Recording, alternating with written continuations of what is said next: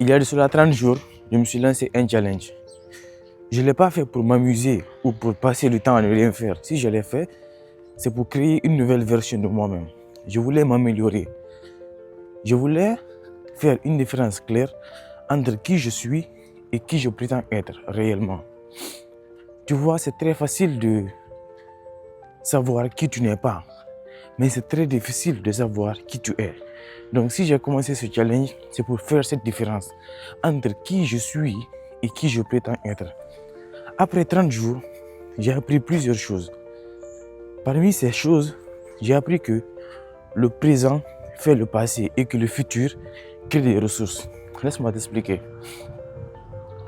Pour dire que le présent fait le passé, il suffit juste de penser à tous les moments qui sont dans ton passé. Tous ces moments ont été imprésents à un moment. Et lorsque ce présent était, toi tu ne l'as pas considéré. Tu voulais autre chose. Tu te concentrais souvent sur le passé ou sur le futur. Remarque souvent lorsqu'on te dit de te présenter, à chaque fois qu'on te demande de te présenter, tu te sers du passé pour dire qui tu es actuellement. Là, toi, ce que tu fais là-bas, c'est pour dire que ton passé fait qui tu es aujourd'hui. Mais ce n'est pas comme ça. Mais parce que ce passé-là était imprésent un jour, c'est ce présent-là qui a fait ce passé. Et quand je dis que le futur crée des ressources, ce que je veux dire, c'est que lorsque tu te fixes des objectifs, lorsque tu aspires à aller plus haut que tu ne peux, tu te crées des ressources. Par exemple, moi, je me suis lancé ce challenge sans savoir qui je peux être. Je ne savais pas comment surmonter ce challenge. Donc, il fallait me créer des ressources. Souvent, lorsque tu as un business, tu peux te fixer certains objectifs sans même avoir l'idée de comment tu peux les accomplir. En te fixant des objectifs qui sont plus grands que toi, tu te crées des ressources sans le savoir. Donc c'est pour ça que le futur crée des ressources et le présent crée le passé. Il ne suffit pas de te lever juste lorsqu'on te demande de te présenter, tu te sers du passé pour te... C'est logique, je sais.